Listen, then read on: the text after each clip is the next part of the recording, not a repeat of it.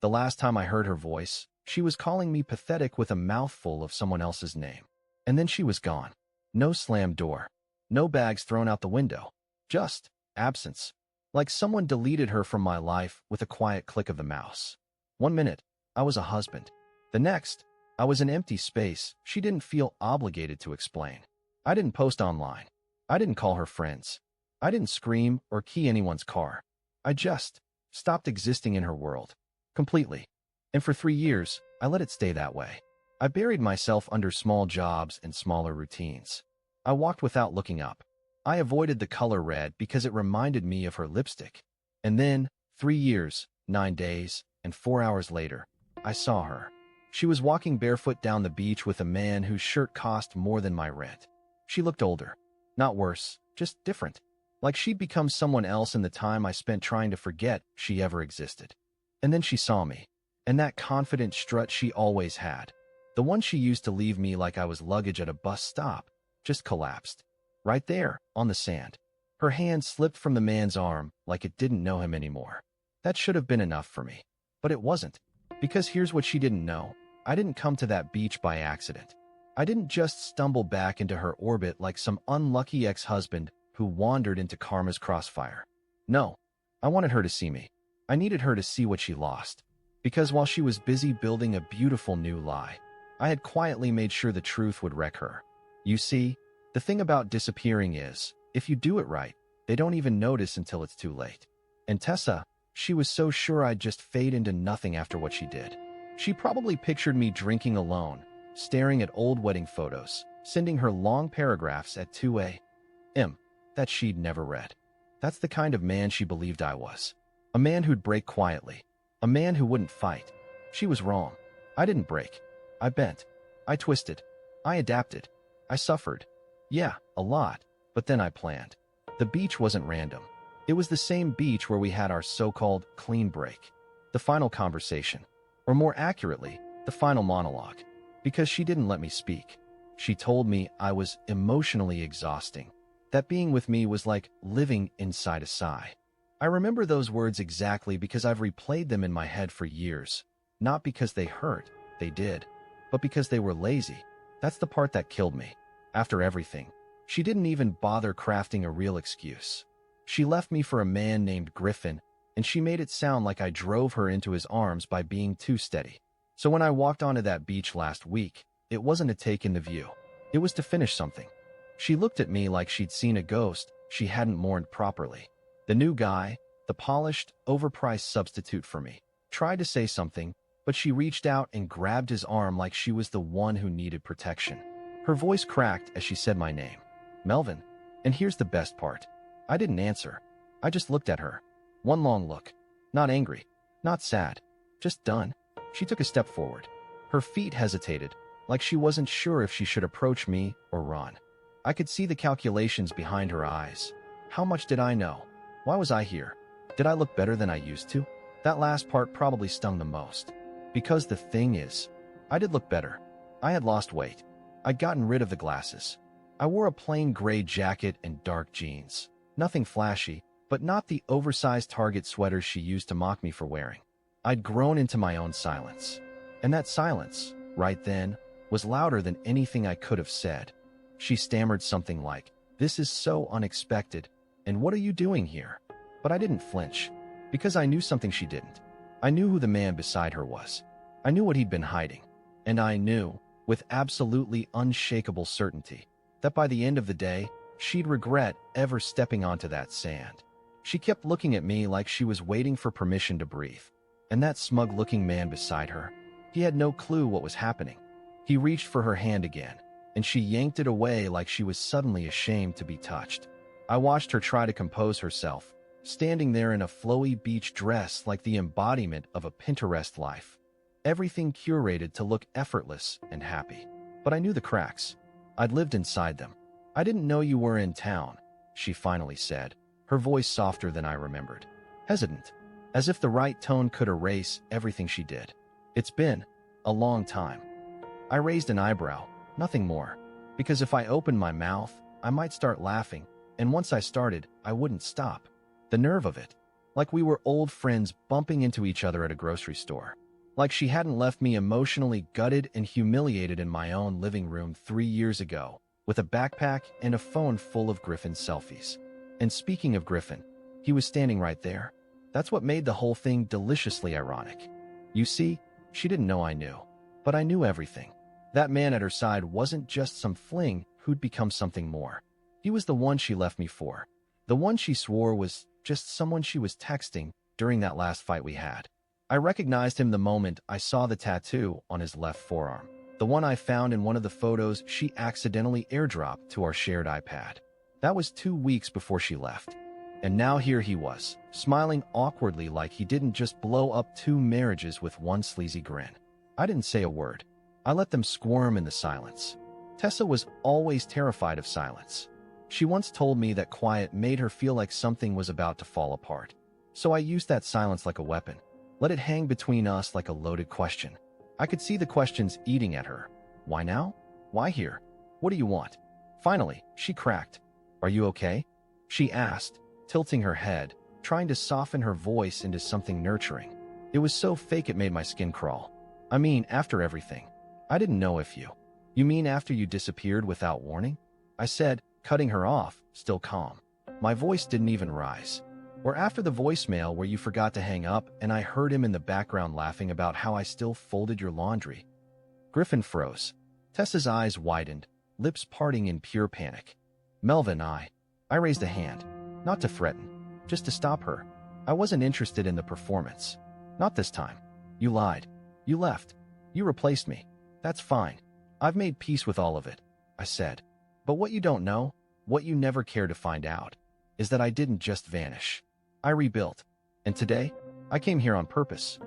She blinked rapidly, the way she used to when she was caught in a lie but didn't have the story straight yet. Her gaze bounced from me to Griffin and back again. She was unraveling and had no script for this version of me. Not the calm, prepared, silent me. The Melvin she left behind would have cried. This version didn't need to. Griffin stepped forward like he was about to say something smart, but before he could speak, my phone buzzed. Right on time. I pulled it out, looked at the screen, and smiled, just slightly. Then I turned it so she could see it. It was a photo, a blurry shot, taken through glass, of Griffin and someone else. A woman. Not Tessa, not me, and definitely not new. Her face went ghost white. Griffin turned red. My silence. It just kept speaking louder than either of them could handle. I didn't need revenge. I just needed the truth to walk right up to them and explode. She didn't speak. Not right away. Her eyes stayed locked on the photo like it was some kind of hallucination she could blink away if she stared long enough. But the screen didn't lie. It was Griffin, very clearly leaning in close with a woman in a car. The angle said everything. The way his hand rested on her thigh. The fact that she was laughing, mouth open, wild hair tangled in his fingers. It wasn't a friendly hug. It wasn't a misunderstanding. It was proof. Proof that the man she left me for had already moved on, or maybe never stopped moving on to begin with. Tessa finally turned her head toward him, slow and brittle, like even her neck didn't want to cooperate with what was coming next. Who is that? She asked, and for a moment I could still hear the old version of her, the commanding tone she used when she was used to getting answers. But Griffin wasn't built for confrontation. I could tell. He did the nervous laugh thing guys do when they don't want to admit they've been caught. It's not what it looks like, he muttered. Of course that's what he said. They always do. I almost pitied him. Tessa stepped back from him like he was suddenly made of fire. She crossed her arms, but it was fake. A weak defense. She looked at me again, and this time there was something new in her eyes. Fear. Not the kind that makes you run. The kind that makes you realize you've burned all your escape routes and someone else is holding the map. Why would you come here just to do this? She asked, voice low and sharp. Is this some kind of revenge? I took a breath through my nose. Calm. Controlled. No, I said. Revenge implies I still care. I came here to deliver clarity. That's it. You took 3 years from me, Tessa. The least I could do is take 10 minutes from yours. She scoffed, but it was hollow. I could see her mentally scrambling, looking for the next scene, the next line, the next way to spin herself into the victim. But nothing landed. Not this time. You said you were fine, she snapped, almost to herself. You said you were over it. I nodded. I am. But just because I'm over you doesn't mean I forgot what you did. I didn't vanish into the fog to protect you. I vanished to protect me. And now I'm back. Briefly, just long enough to hand you the mirror." Griffin muttered something under his breath, but neither of us listened. Tessa was too busy unraveling. She didn't look powerful anymore. She looked like someone standing in the wreckage of a house they set on fire, confused as to why the heat still hurts. "I didn't know he was," she started, but I cut her off with a wave of my hand. "I don't care," I said. "What he is or isn't the point. The point is that you hurt people like it's nothing. You walk away and rewrite the story with yourself as the victim, and you never expect it to catch up to you. But the truth doesn't care how long it waits. And today, it walked right up to you wearing boots." Her mouth opened, but no words came out. And then, just like she did 3 years ago, I left. I didn't yell. I didn't ask her to explain. I didn't look back. I walked straight down the shoreline and let the ocean carry away whatever was left of the version of me she thought would beg. This time, I wasn't broken. I was free. I didn't go far. Just around the bend of the shoreline, past the rocks where the tourists usually stop taking photos. I wasn't running. Not this time. I was waiting. Because the story wasn't finished. Not yet. What Tessa didn't know, what she couldn't even imagine, was that this meeting was only half the plan. I sat down on the driftwood bench facing the cliffs, the wind loud enough to drown out the world, and pulled out my phone again. There was a new message already waiting. "She's still standing there." He walked off in the other direction. "You were right. She's breaking." I smiled. The message was from Lena. And no, not a new girlfriend, not some rebound or dramatic love interest from my glow-up arc. Lena was something much simpler and much more dangerous. She was Griffin's wife. Or ex-wife, depending on how the next few days played out. 3 weeks ago, Lena found my name in a dusty old email thread. One of those accidental CC moments that happens when cheaters get lazy. She reached out to me through an anonymous burner account, asking if I was that Melvin. The one married to Tessa. The one her husband used to joke about in texts as the emotional spreadsheet guy. That's literally how Griffin referred to me, like I was just some forgotten Excel file he'd minimized. She was calm, too calm, which made me trust her. There was no yelling, no sobbing, just facts. And timelines. And screenshots. So many screenshots. She'd been collecting everything for months, waiting for the right moment to strike. The only thing she didn't have was a face-to-face encounter. Closure. Proof that Griffin's charm was only skin deep. So I offered her one. We coordinated everything. Dates, times, location. She knew Tessa and Griffin liked to visit that exact beach every Saturday morning, and I made sure I just happened to be there this time. Everything was designed to look natural. The conversation, the confrontation, the silent exit. And Lena? She was watching the entire thing unfold from the coffee truck across the boardwalk, sipping a chai latte like it was just another Saturday. Tessa had no idea she was being watched by the woman whose marriage she helped destroy. I don't know if that's karma. I don't know if I believe in karma anymore. But I do know the moment I got up and left her standing there with Griffin's betrayal fresh in her hands, I gave Lena the window she needed. I don't know what she said when she approached.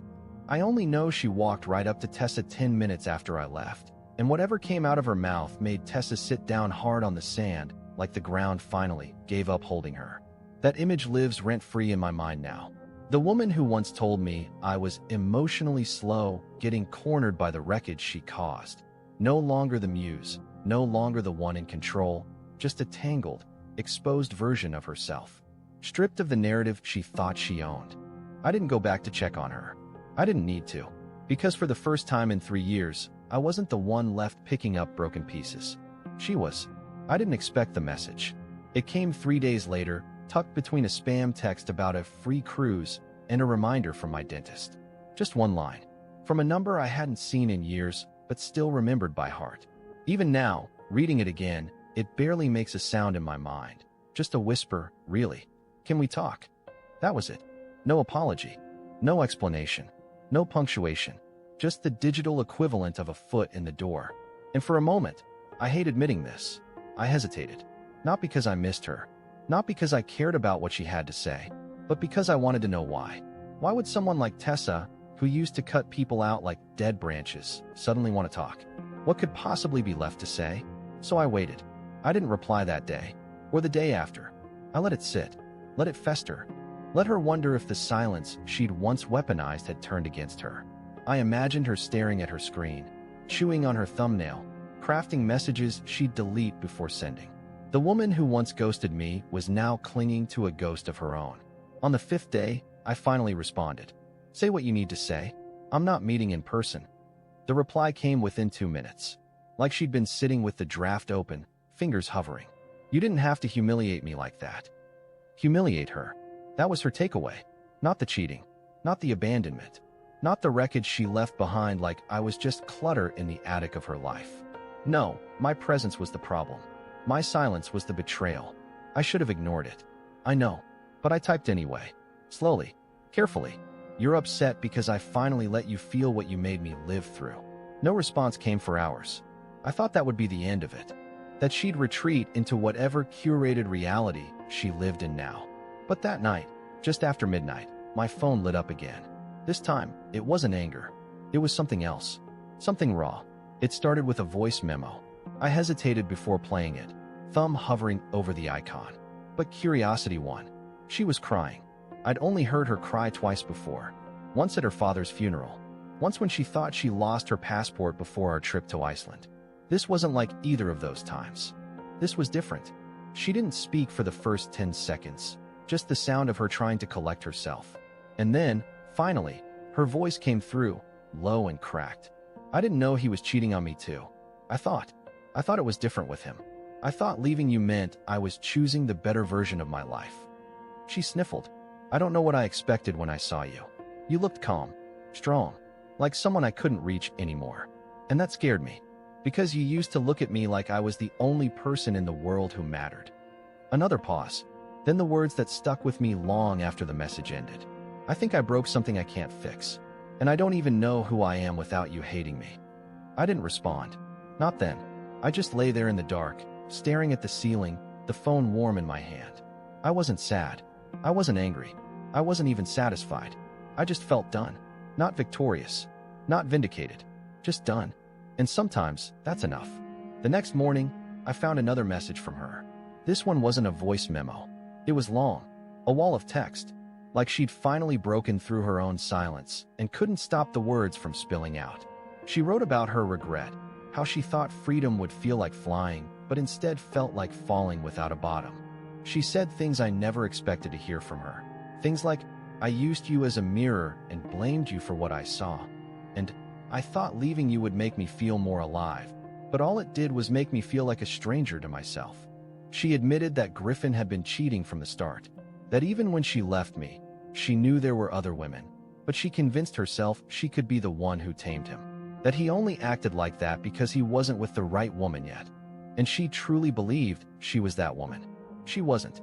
She told me she'd confronted him the night after the beach, that she screamed, cried, begged, broke a plate. And he just stared at her like she was being dramatic. Told her, you knew what this was. And walked out, just like she once walked out on me.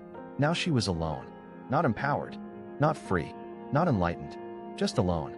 And suddenly, she wanted me back. Not out of love, I could read through that, but because she realized I was the only person who ever really stayed. The only person who knew her chaos and still tried to hold her through it. She ended the message with a single request. If I ever meant anything to you at all, please just meet me once. Not to fight, not to fix, just meet me. It's strange, the way those words hit. A year ago, they might have shattered me. I might have dropped everything and run to her like she was home and I'd been out in the cold for too long. But now they just felt late. I sat with the message for a full day. Thought about what meeting her would really change. Thought about the years I spent cleaning up the pieces of a life she exploded without warning. And I realized something. She wasn't asking for closure. She was asking for comfort. She wanted to borrow my peace like it was hers to take. She wanted my healing to soothe her guilt. But that's not how it works. You don't get to wreck someone's foundation and then ask to stand on it when your new house collapses. So I wrote back, carefully, I don't hate you, but I'm not yours to lean on anymore. That was all. I hit send and turned my phone off. And for the first time in years, I felt no ache, no heaviness, no wondering what she was doing or who she was with. Just silence, but not the kind that used to haunt me. This time, it felt like peace. 2 weeks passed. I didn't hear from her again. No follow-up. No guilt-laced essays. Just silence. For once, the kind of silence that didn't carry tension, but resolution. It wasn't the silence she used to punish me with, and it wasn't the silence I once sat in like a prison. It was clean, final, and I knew, deep down, that she understood. Maybe for the first time in her life. I don't think she'll ever message me again. Not because she doesn't want to, but because she finally realized she doesn't get to. And me? I moved on long before she ever saw me standing on that beach. But I didn't realize how far I'd come until a week after everything when I ran into someone unexpected at the farmer's market. Her name was Nora. We'd worked together years ago, barely more than small talk over burnt coffee and shared frustration with an old boss. Back then, she was going through a divorce, and I was quietly unraveling inside my marriage. We were two ghosts pretending to be alive at our desks. But that day, she saw me reaching for the same jar of blackberry jam, and something just clicked. We both laughed, I don't even remember at what, and ended up walking the market together. Not romantic, not heavy, just light, easy. She didn't know anything about my story. I didn't tell her, not at first, because for the first time in years, I didn't feel like a man carrying baggage. I felt like someone new, someone not defined by what had been done to him, someone who had finally stepped out of the storm, soaked, exhausted, but still standing. We've gone on 3 walks since. No expectations, no labels, just fresh air and real conversations. And maybe that's all I need for now. Tessa once told me I was predictable, but here's the twist she never saw coming. I didn't just survive her. I outgrew her. I left the past on that beach, standing in designer sandals and a face full of regret, while I walked forward into a life that didn't need her approval or apology. Sometimes the best revenge isn't watching them fall. It's showing up, whole, healed, and happy, while they're still wondering how you ever stood back up.